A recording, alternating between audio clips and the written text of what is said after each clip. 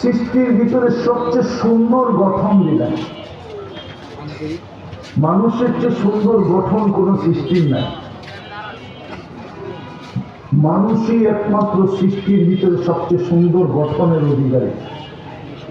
নাইলে আল্লাহ চার কসম খায়া কেন বুঝাবেন?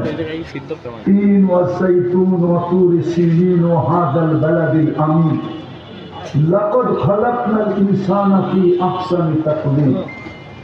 আল্লাহ বলে মানুষ তোমার চেয়ে সুন্দর গঠন কাউকে দেবে।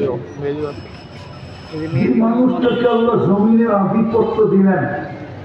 ওয়াল্লাযী খালাকা লাকুম মা ফিল আরদি জামিআ। কোরআনে বলে মানুষ জমিনের আধিপত্যটা তোর জন্য, সবকিছু মানুষের জন্য তৈরি করলেন।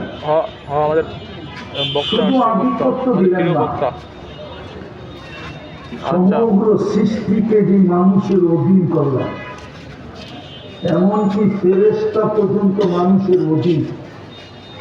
যদি অধীন না হবে তাহলে হুজুররা কেন বলে মাগরিবের পরে সূরা হাসরের 3 আয়াত পড়লে ফজর পর্যন্ত 70,000 ফেরেশতা আপনার জন্য মাগফিরাতের দোয়া করতে থাকে? ভিডিও করে ভাই, যদি মানুষের অধীন না হতো কেন দোয়া করতে?